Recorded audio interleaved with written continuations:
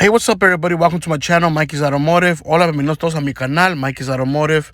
Здравствуйте, как дела? Добро пожаловать на мой канал, мой ключи автомобильный. So today we have an EWS4 that we're actually gonna do the keys for. Okay, you guys. So it comes with this little box.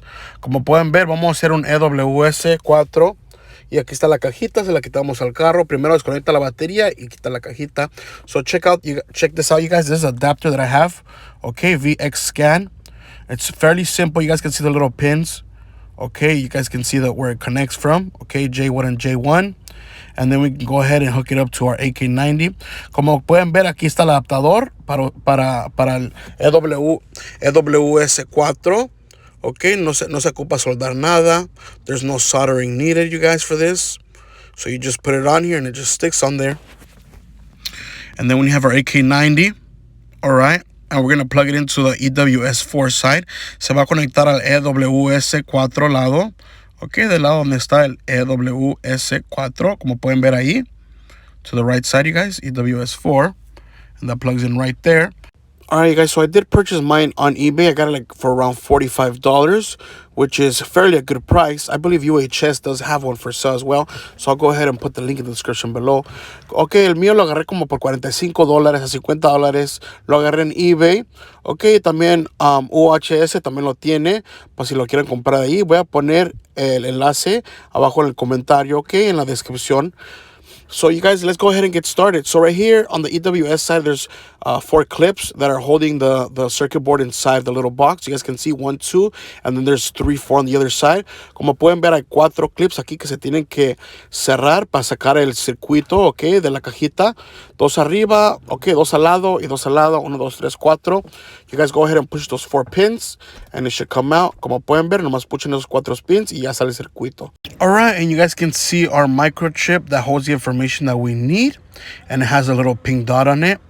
And on that microchip is written 2L86D, and that's a number that we're going to use later on as reference. Okay, so remember that number, write it down. Como pueden ver, este chip es el que tiene el número 2L86D y es el chip que ocupamos, pero aquí es diferente, no vamos a soldar nada, ya tenemos el adaptador, so nomás lo tenemos que sentar allí. So you guys, we just need to sit it down in the adapter. You guys can see the little holes that it has. You guys could use the little EEPROM adapter that comes with the AK90, but there's soldering, so you guys must solder it on there. So I just bought the adapter just to make it more easier for me and more faster. So you guys, I do recommend this adapter. For the EWS4, of course, there's no soldering. You don't risk in damaging anything by soldering it or heating it up. Okay, it's not like the EWS3 that you can just go ahead and use the little adapter, the little adapter for the microchip. All right, right here you guys can see the little gold pins. They align with the bottom of the circuit board, and that's how it reads the information of the 2L86D. Okay, microchip. And you guys can see I'm sitting it down. Go ahead, sit it down and close the little hands. Como pueden ver, ya la senté para abajo y nomás cierran las manitas para que apretan el circuito. So you guys, I do recommend this EWS4 adapter. It makes it really easy, no soldering, no nothing. Just make sure that you have the AK90 software and everything. And so you guys could purchase the AK90 from eBay. Other key suppliers do have it for sale as well. So let's go ahead and hook everything up to our computer. Let's hook up our AK90. Let's hook up our adapter. As soon as you guys hook up your AK90, you guys should hear like a little beep, okay, that comes out of the AK90. Cuando acomodan todo, van a oír un beep, y ese beep quiere decir que ya está lista. Okay, si no oyen ese beep, no se va a poder leer el chip. So you guys make sure that you hear that little beep when you plug in your AK90, so you guys can know that it's been connected. Because of course it needs to read it first. The AK90 software needs to read the AK90, so you'll know when it reads it because it'll make a little beep. Also, when you're writing onto the keys, when you're writing the keys out, there's also a beeping. Or when you're reading the microchip, there's also a beeping. If you guys don't hear that beeping, that means that there's no progress being done and there's nothing being read. And you guys can see our diagram of our EEPROM with our cable. Okay, como pueden ver, nuestro diagrama muy rápido es para EEPROM. Cuando no tiene el adaptador, okay? When you guys, there's no adapter. So we're going to go ahead and start reading. You guys can see, we're going to choose the 2L86D cable. and we're going to read it from there. We're going to choose that option. Como pueden ver, vamos a usar esa opción del 2L86D cable. Pin no touch, so you guys can see that there's no touch, so something might be a little off. What I actually did right here was I actually pushed down the circuit board with my finger. I holded it down because it wasn't really making a good connection. So that'll usually help you, just push it down a little bit. And again, you guys will hear the beeping, okay, of the AK90. Make sure that it's connected. And here's a diagram again for the EEPROM. Aquí es nuestra diagrama, ok, para el EEPROM. Para si no tienen el adaptador, tienen que soldar el otro pedacito. This is for EWS3, you guys. Ese es para nuestro EWS3 y no sirve para el EWS4, ok. So you guys need this one, okay, and this is the one that we're going to go ahead and solder on there. So if you guys don't have the adapter, you guys are going to use that one. Ese es el adaptador que se ocupa, ok, para soldar. Y aquí están nuestros puntos para soldar. Okay, you guys, so let's go ahead and get started. We're going to go ahead and go to read EWS 2L86D. All right, we're going to go ahead and start reading. Like I said, if you guys want to hear a beeping noise, it is not reading. And what I did right here was I pushed down the circuit board onto the adapter a little bit more, a little harder so it can start reading. Aquí no pude leer muy bien, so lo que hice es lo detení para abajo and it started reading. You guys can hear the beeping and stuff going on, so that means that it's reading. So cuando oyen el beep, quiere decir que ya está leyéndolo. Si no oyen el beep, quiere decir que no lo está leyendo. Okay, so that really helped me out a lot. I just put a little bit of pressure on there and it started reading everything. So we're gonna go ahead and download everything. After it's done reading, we're gonna go ahead and save it. We're gonna save it onto a computer. You can change it under a new name. Okay, for instance, Jose's BMW. Okay, or first name, last name. Okay, so ya como pueden ver, ya leí todo, voy a guardar todo. Pueden ustedes cambiar el nombre si quieren, como José's BMW, okay, 2006, 2005, y nomás guardan. You guys go ahead and just save it on there. Lo oprimimos el save. All right, so after you guys save the file, what you're going to want to do is you're going to go to right key. And when we get to the right key option, you always want to select second to last. That'll be key number 9. Now, if it's an aftermarket transponder chip, you're going to go ahead and select PCF7930/35. If it's original, you want to select the EML, okay, transponder. Ok, cuando queramos escribir una llave siempre vamos a seleccionar segundo al último y el transpondedor va a ser, si es después de marqueta va a ser PCF7930 o 35. Si es original se va a elegir EML opción. Ok, so you guys can see we have our first key that we're going to put, and this is going to be key number 9. And we're selecting second to last, key number 9. We have selected our aftermarket transponder chip, PCF7930/35, and we're going to press right. And now it's writing key number 9. So do remember, you guys, that it's going to have a little beeping noise to it. So when it's writing the key, you guys will hear a little beeping noise. Ok, como pueden ver, ahorita estamos escribiendo nuestra llave, segundo al último, que es la posición número 9, llave número 9. Y este sí es una llave después de marqueta. Ya sé que miran el logo de BMW, pero es una llave después de marqueta, no es original.